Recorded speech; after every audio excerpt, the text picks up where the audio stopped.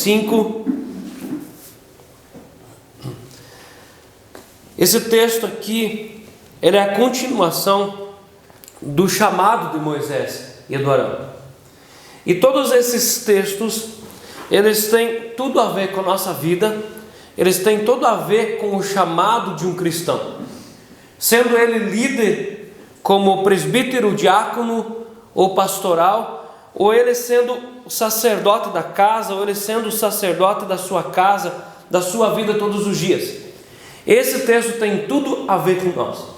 Então até aqui, o Moisés aceitou o seu ministério, aceitou o chamado, e ele então teve a decisão de obedecer a Deus, e ele foi para cumprir a missão.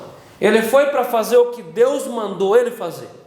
Ele entendeu que era difícil, ele entendeu que seria complicado, e ele também entendeu que não seria tão fácil resolver, mas ele disse: sim, eu quero ir. E o texto começa dizendo assim: depois foram Moisés e Arão e disseram a Faraó: assim diz o Senhor, Deus de Israel, deixa ir o meu povo para que me celebre uma festa no deserto. Respondeu o Faraó: quem é o Senhor para que lhe ouça eu a voz e deixe ir a Israel? Não conheço o Senhor, nem tampouco deixarei ir a Israel. Eles prosseguiram: o Deus dos hebreus nos encontrou, deixa-nos ir, pois caminho de 3 dias ao deserto, para que ofereçamos sacrifícios ao Senhor nosso Deus, e não venha ele sobre nós com pestilência ou com espada. Então lhes disse o rei do Egito: por que Moisés e Arão, por que interrompeis o povo no seu trabalho? Ide às vossas tarefas. Disse também Faraó: o povo da terra já é muito, e vós o distraís das suas tarefas. Naquele mesmo dia, pois deu ordem Faraó aos superintendentes do povo e aos seus capatazes, dizendo: daqui em diante não torneis a dar palha ao povo, para fazer tijolos como antes, eles mesmos que vão e ajuntem para si a palha, e exigireis deles a mesma conta de tijolos que antes faziam, nada diminuireis dela. Estão ociosos e por isso clamam: vamos e sacrificamos ao nosso Deus.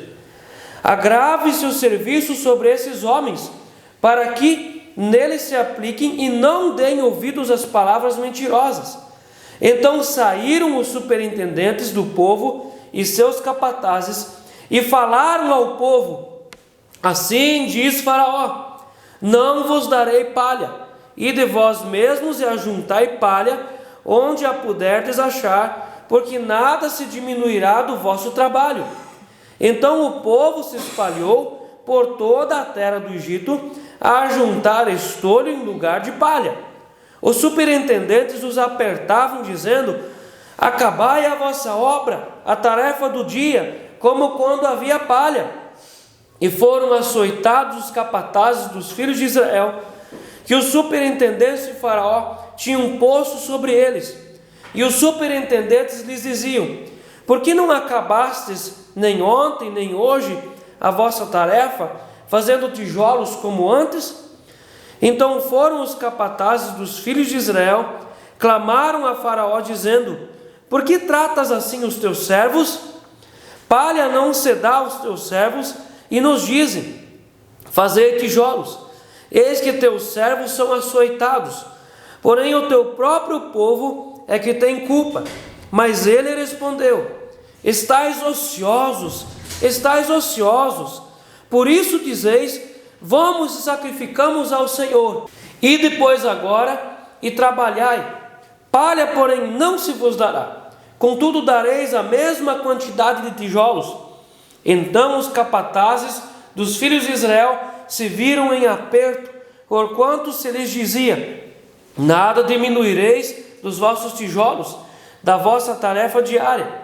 Quando saíram da presença de Faraó, encontraram Moisés e Arão, que estavam à espera deles, e lhes disseram: olhe o Senhor para vós outros e vos julgue, porquanto nos fizestes odiosos aos olhos de Faraó e diante dos seus servos, dando-lhes a espada na mão para nos matar.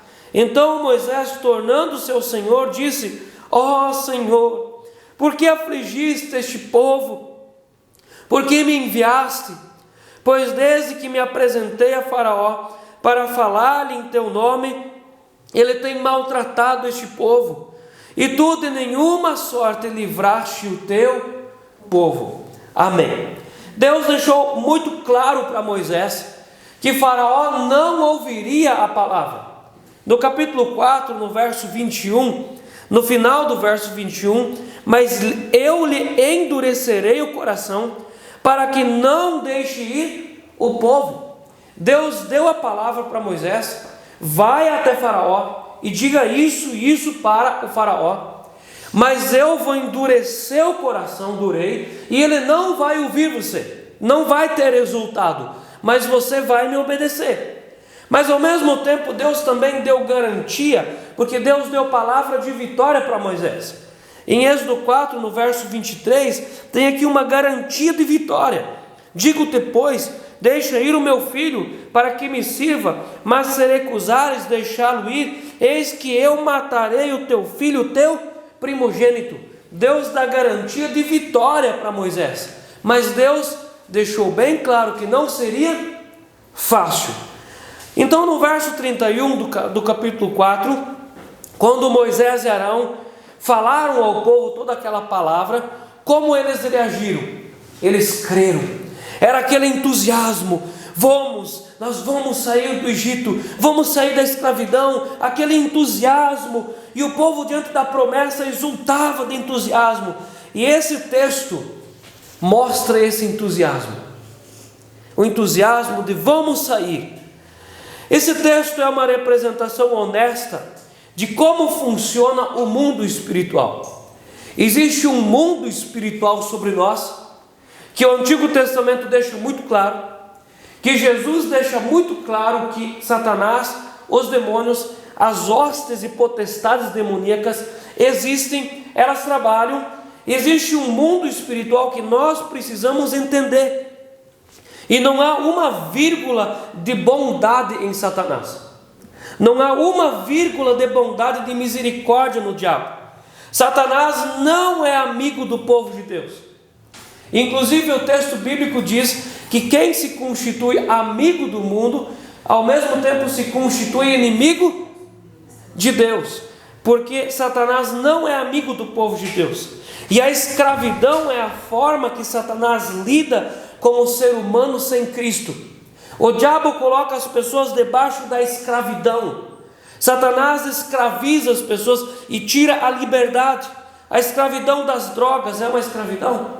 O alcoolismo é uma escravidão. O sexo ilícito é uma escravidão. A avareza, a soberba é uma escravidão. O mundanismo é uma forma de escravidão.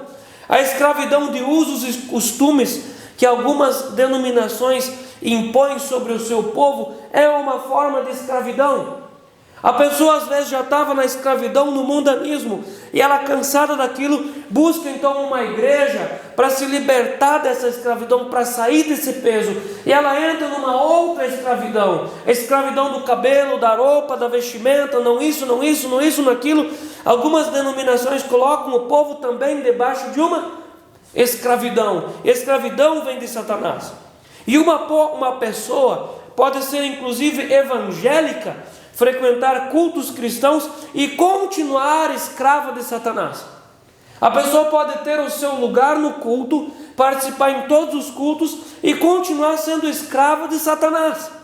A escravidão do pecado é terrível e é pior do que a fome.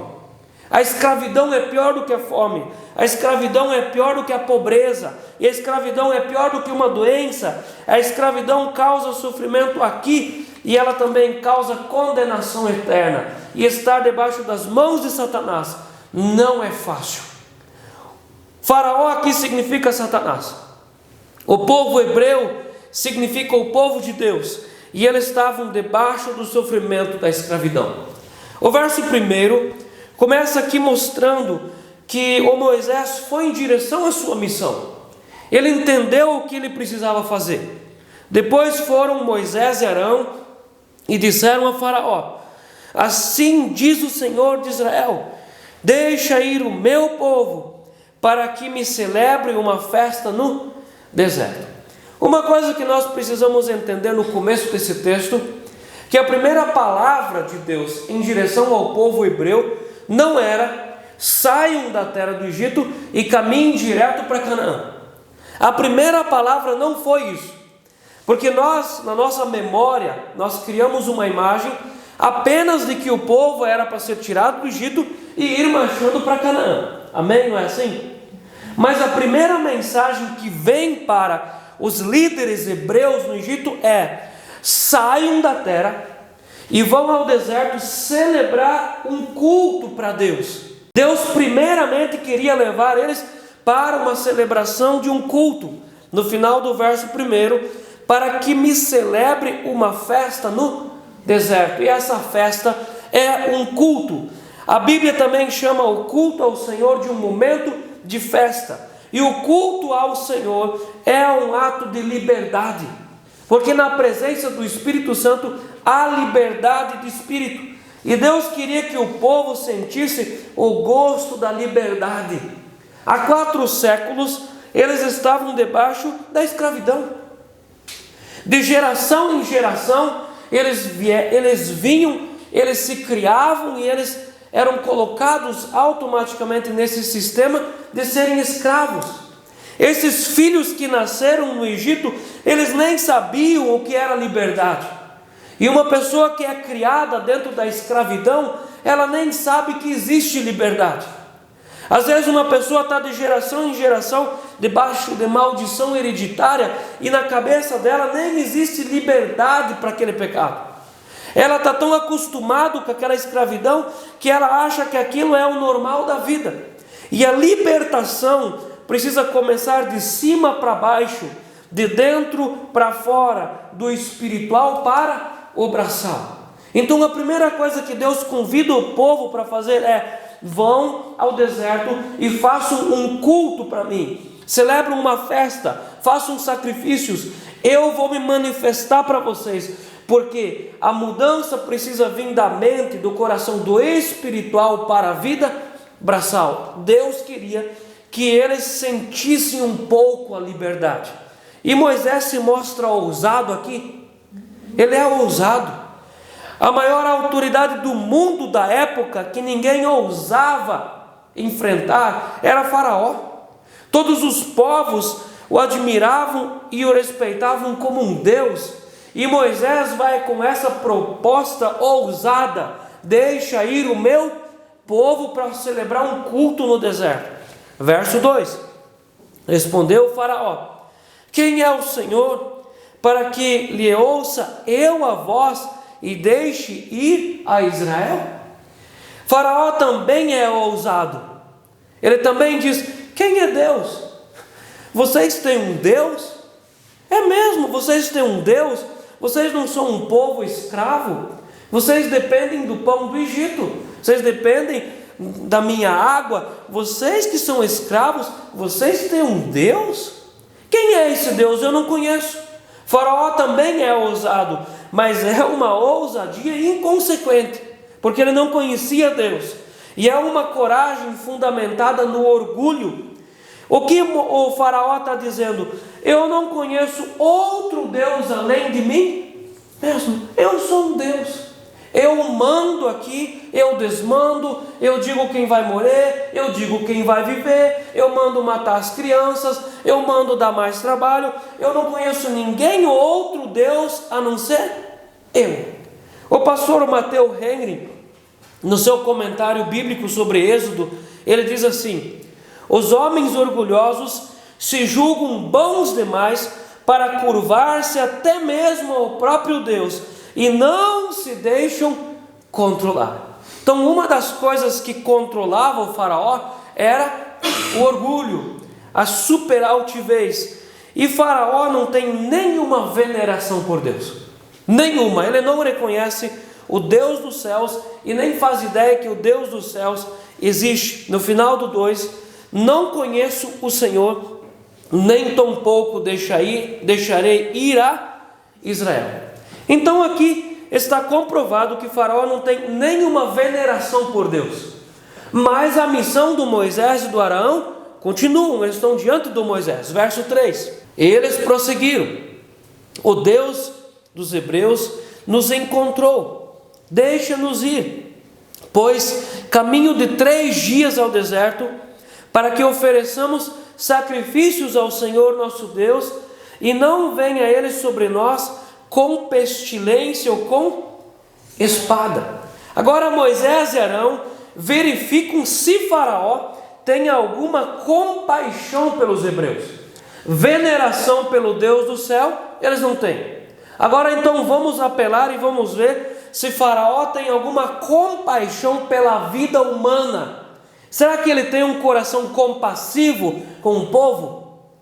E o verso 4 diz: então lhes disse o rei do Egito: por que Moisés e Arão, por que interrompeis o povo no seu trabalho?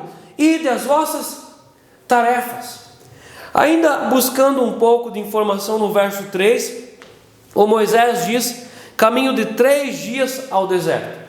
E os comentaristas bíblicos, eles entendem, todos eles concordam, que esses 3 dias eram 3 dias de ida até um lugar, um dia de culto, porque o texto diz de um dia de culto, e depois 3 dias para retornar, num total de 7 dias. Seria exatamente uma semana. 6 dias eles iam caminhar e trabalhar, e um dia de culto.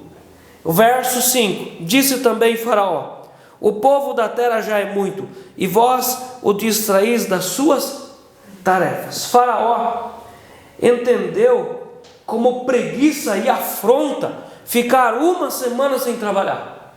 Era uma afronta aquilo, chegar para o Faraó, e aquele povo era gerador de renda para o Egito. Ficar uma semana sem trabalhar, isso era uma afronta. A superocupação sempre foi uma estratégia para cegar e para escravizar o povo de Deus. Desde o primeiro capítulo, no capítulo 1, no verso 14, eles fizeram amargar a vida com dura servidão, em baro e em tijolos, e com todo o trabalho no campo, com todo o serviço em que na tirania os serviram. Então a superocupação de trabalhar, sempre foi uma estratégia para amargar e escravizar a vida do povo de Deus dentro do Egito.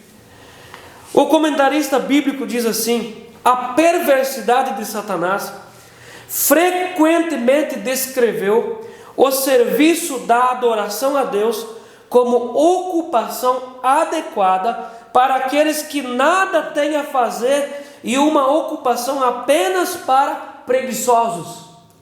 O comentarista bíblico diz que na cabeça daqueles que têm uma mentalidade egípcia, ir no culto, fazer um culto, sentar e ouvir a palavra, cantar, dar louvor a Deus, isso é para pessoas que não têm nada para fazer.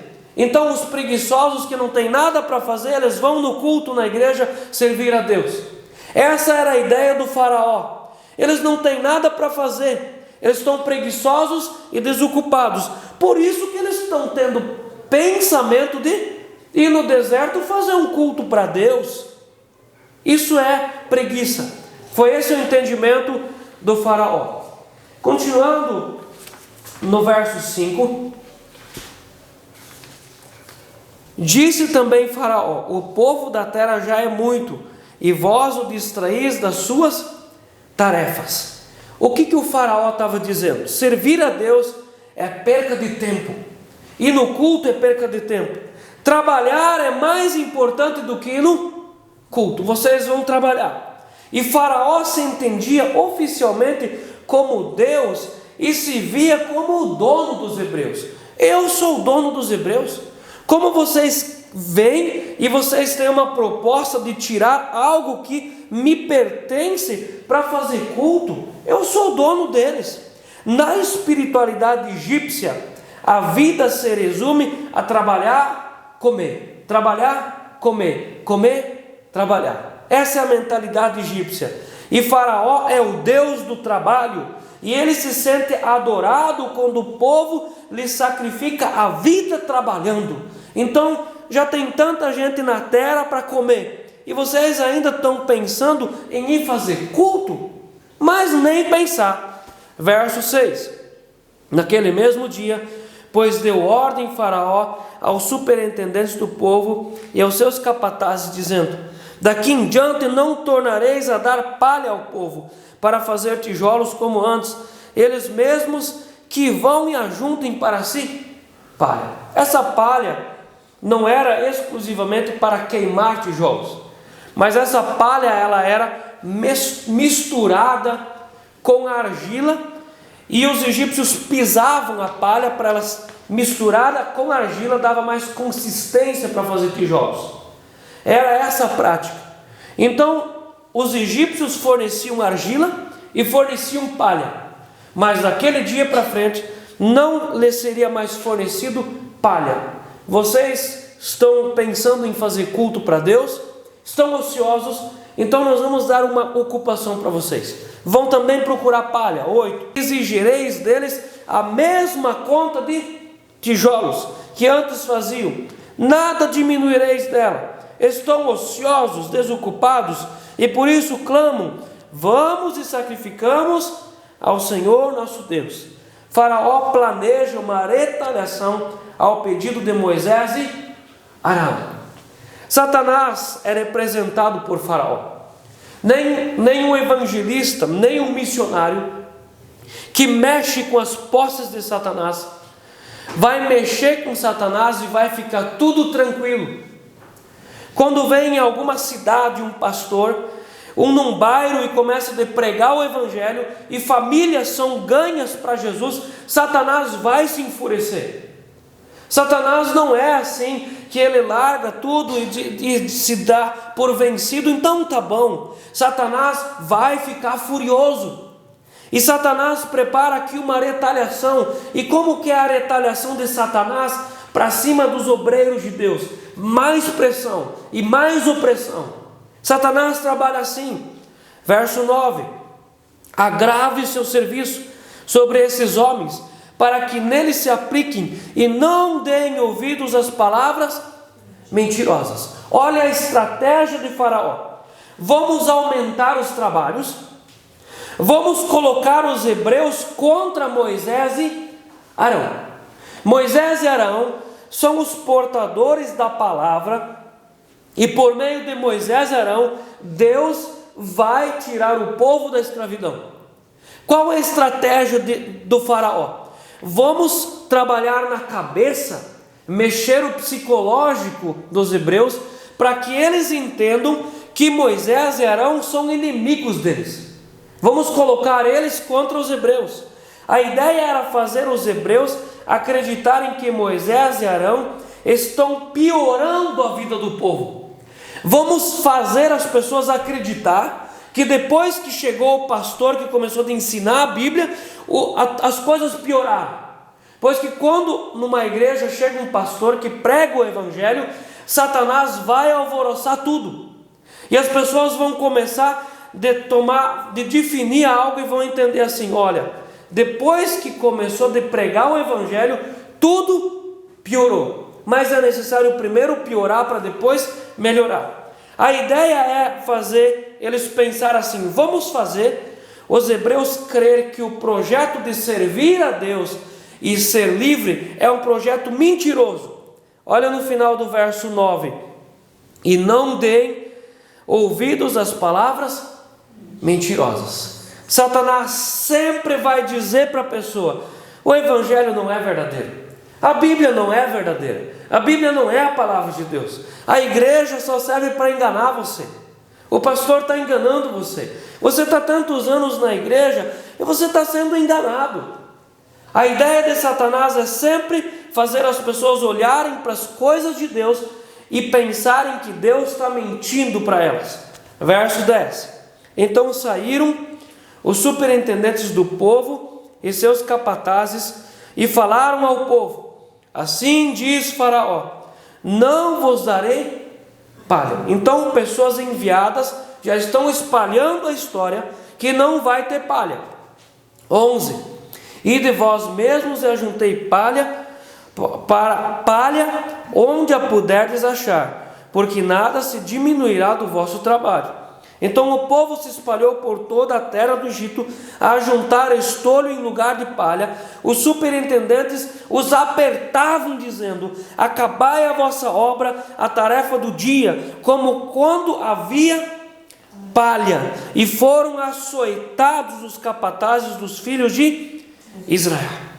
Diminui a matéria-prima e continua se exigindo o mesmo tanto de tijolos. Faraó deu essa ordem. E no verso 14, além de ter aqui uma tortura emocional para cima das pessoas, e Satanás trabalha exatamente assim. Quando uma família é ganha para Jesus, e essa família se converte, ou essa família começa a participar numa igreja, todo mundo ao redor se alvoroça contra eles. É normal isso. E Satanás oprime aquela família, oprime por meio dos amigos, oprime por meio da família, oprime colocando uma pressão enorme. Isso aqui é tortura emocional e psicológica. E além deles serem escravos e serem torturados emocionalmente, ainda aqui começou a ter tortura física. Vamos açoitá-los para que sejam mais oprimidos, e quem se oprime se encolhe e não tem forças para levantar. Vamos deixar eles fracos. Verso 15 em diante. Então foram os capatazes dos filhos de Israel e clamaram a Faraó, dizendo: presta atenção, para quem eles foram reclamar? Para Faraó. Eles tinham de alguma forma um caminho aberto.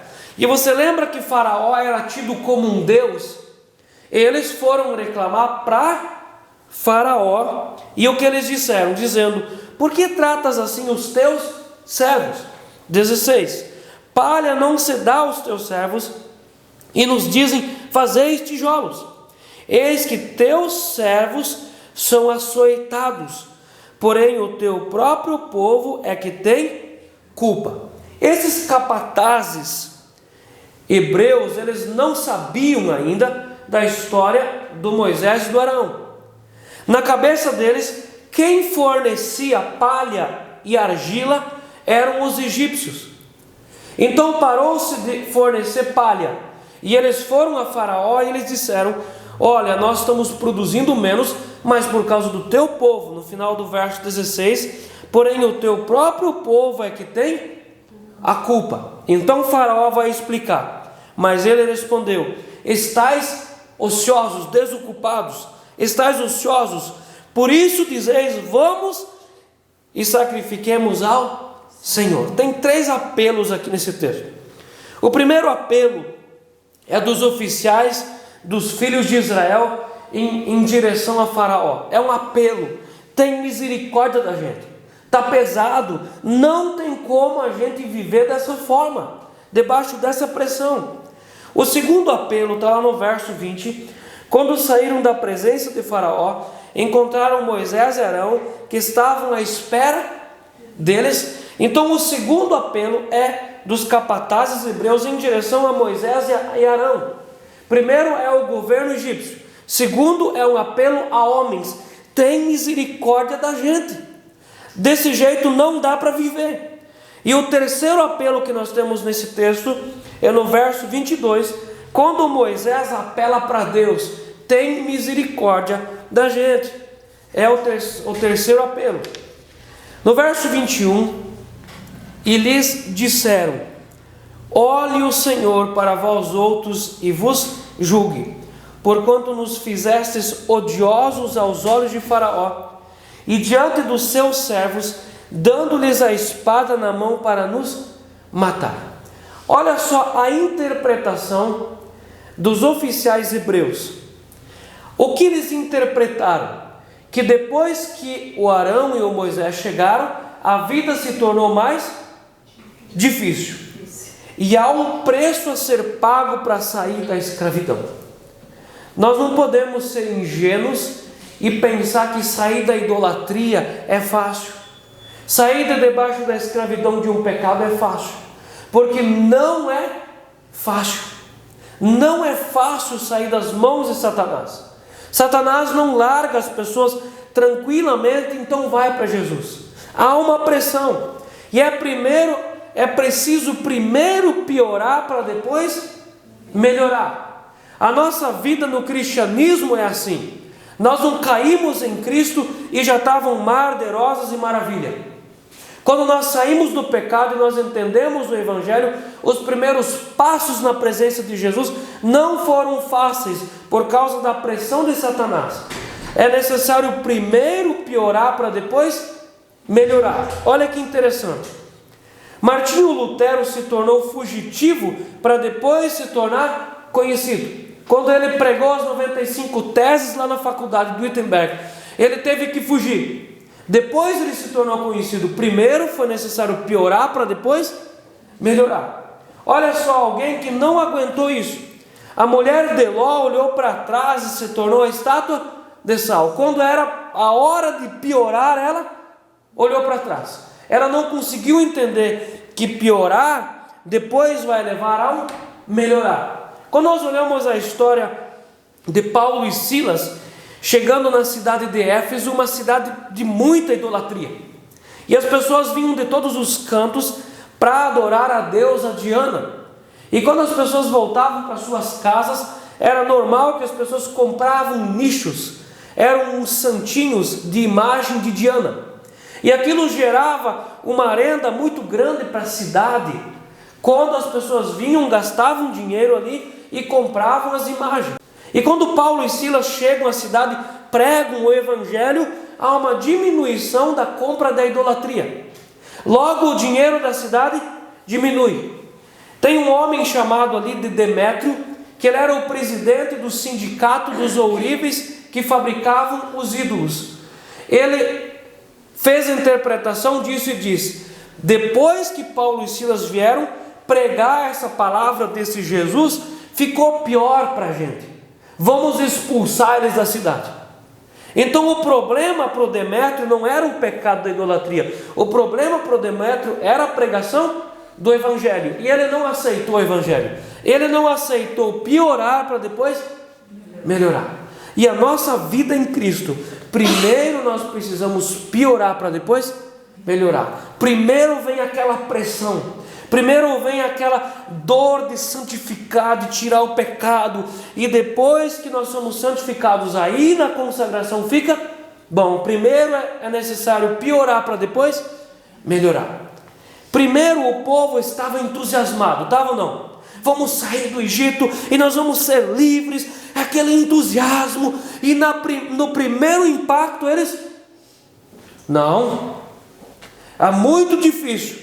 Seria melhor se Moisés e Arão não tivessem vindo. Primeiro era aquele entusiasmo, e nós vamos sair, mas na primeira dificuldade, não é melhor a gente ficar debaixo das mãos de Satanás e continuar tudo em paz. Mesmo indo para o inferno, ainda é melhor viver em paz, porque a gente quer viver tranquilo. Isso me lembra do texto de Mateus 13, quando Jesus fala dos 4 solos. E o segundo solo que Jesus cita, ele diz que a semente caiu na terra e logo brotou. É aquela ideia do entusiasmo, logo brotou e vamos produzir. Em Mateus 13, 5, outra parte das sementes caiu em solo rochoso, onde a terra era pouca, e logo nasceu. E visto não ser profunda a terra, saindo o sol, a queimou, e porque não tinha raiz, secou-se. É aquele entusiasmo, vamos lá, vamos santificar, vamos ler a Bíblia, vamos orar, e vamos crescer, e vamos pregar, mas no primeiro raio de sol, é melhor se a gente tivesse ficado sem ouvir o Evangelho. Aí Jesus explica essa parábola, logo para frente em Mateus 13, e no verso 21 ele diz assim: mas não tem raiz em si mesmo, sendo antes de pouca duração, em lhe chegando a angústia ou a perseguição, por causa da palavra, logo se escandaliza e vai embora de Jesus. Era isso que estava acontecendo aqui? Olha a interpretação no verso 21. Eles disseram: os líderes hebreus para Moisés e Arão: olhe o Senhor para vós outros e vos julgue, porquanto nos fizestes odiosos aos olhos de Faraó. Você acha que o Faraó gostava tanto assim deles? Não, gostava da mão de obra deles. Mas quando eles não deram conta de produzir o tanto de tijolos, então eles se tornaram odiosos. Aí eles abriram os olhos, mas foi uma má interpretação. E diante dos seus servos, dando-lhes a espada na mão para nos matar. O problema de entender tudo ao avesso. E tem pessoas que quando elas recebem o Evangelho, elas entendem tudo ao avesso. Quando elas estavam no pecado, estavam na escravidão do diabo, na cabeça delas estava tudo certo e estava tudo bem, eu estava vivendo em paz. Mas quando vem o Evangelho, automaticamente vem turbulência. Satanás vem com a pressão, os amigos vêm para julgar. E então elas fazem uma interpretação assim: teria sido melhor se a gente não tivesse recebido o profeta, o evangelista ou a palavra. Mas Moisés vai levar a sua queixa aos pés do Senhor. Moisés leva a sua queixa aos pés do Senhor. Na cabeça desses líderes, Moisés e Arão eram um problema. Na cabeça dos fariseus e dos saduceus, quando Jesus veio, Jesus tinha se tornado um problema.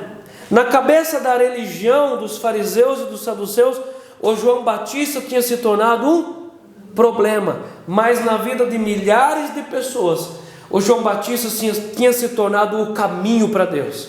Na vida de milhares de pessoas, Jesus se tornou o caminho, a verdade e a vida. E Jesus mesmo disse que Ele é pedra de tropeço para muitas pessoas. Muitas pessoas até gostariam de estar numa igreja ou ir numa igreja, mas para a cabeça delas o problema é Jesus. O problema é a Bíblia. O resto até que seria bom, mas o problema é Jesus. Para a cabeça desses líderes, o problema era quem? O Moisés e o Arão. Mas eles eram a solução e não o problema. Eles se queixaram, mas o Moisés também se queixou para quem? No verso 22. Então Moisés, tornando-se ao Senhor. Para quem Moisés foi se queixar? Agora vamos nós todos nos colocar no lugar de Moisés e do Arão. Esse baque, será que não foi doído para esse servo? Será que levar esse baque, assim, esse não, levar esse drible de Faraó, não foi pesado? A angústia, a crise que surgiu no coração dessa gente. Agora nós vamos nos colocar no lugar dessas pessoas. E o Moisés foi aos pés de Jesus. E quando nós olhamos em Mateus 11, 28 e 29, Jesus diz: vinde a mim, todos os que estáis cansados e sobrecarregados, que eu vos aliviarei.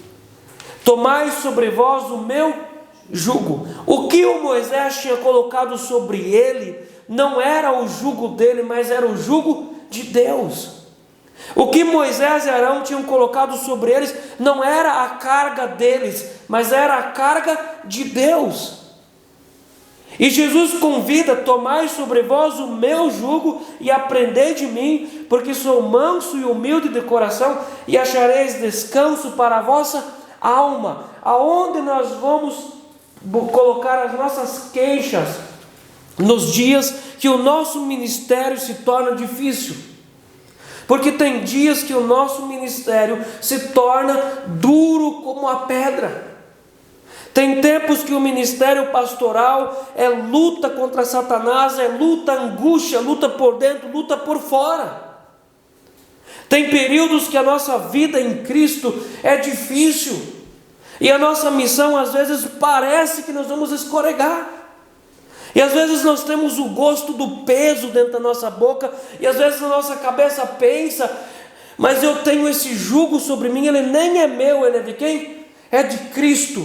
Mas Jesus disse: tomai sobre mim o vosso jugo, coloca sobre vocês o meu jugo e eu vos aliviarei.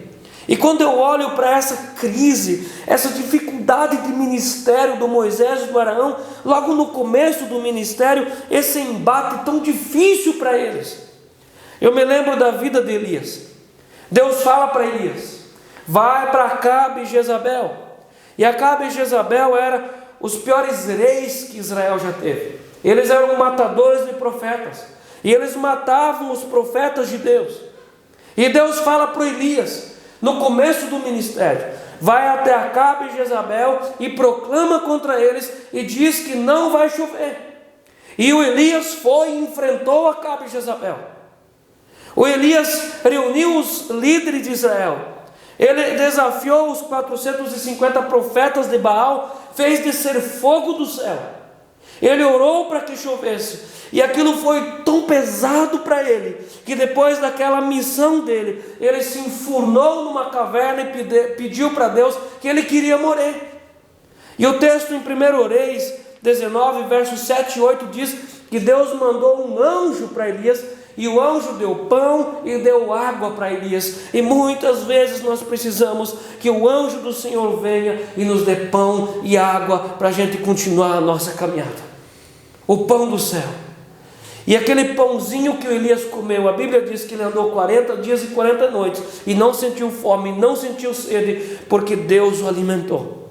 Quando nós olhamos para o começo do ministério de Jesus, Jesus entra no ministério, ele coloca o pé no ministério, ele tem um dia de glória, o céu se abre, Deus fala, todos ouvem Deus falando: esse é meu filho amado, no qual me comprazo, tenho prazer no meu filho. E logo depois ele é levado para o deserto e é tentado pelo diabo, e o diabo o tenta durante 40 dias e 40 noites. Mas no final, quando ele venceu o diabo, o texto em Mateus 4,11 diz: e os anjos do Senhor vieram e serviram a Jesus. Nós precisamos levar as nossas queixas, os nossos pesos, os nossos dilemas aos pés de Jesus. Nem sempre a nossa caminhada vai ser fácil. Muitas e muitas vezes nós vamos estar diante de um faraó com cara dura, pessoas difíceis para lidar, mas nós estamos ali em nome de Jesus, e nós precisamos nos levantar em Jesus e colocar o joelho no chão todos os dias e buscar o pão do céu, o alimento da palavra. O pastor Matthew Henry, descrevendo essa difícil missão do Moisés, ele diz: é desconfortável para o ministro perceber que os seus esforços para convencer e converter os homens para Jesus apenas exasperam as suas corrupções, confirmam os seus preconceitos e endurecem seus corações e os selam debaixo de grande incredulidade. Talvez na cabeça do Moisés ele pensou assim: o povo creu, agora Deus está abrindo o caminho e vamos lá, e amanhã nós vamos sair. E ele teve uma grande decepção, e isso trouxe grande tristeza para ele. E ele se queixa para Deus no verso 22. Então Moisés, tornando-se ao Senhor, disse: ó Senhor, por que afligiste este povo? Por que me enviaste? E muitas vezes nós vamos fazer essa mesma pergunta a Deus: por que o Senhor escolheu a mim? Por que o Senhor chamou eu para esse ministério?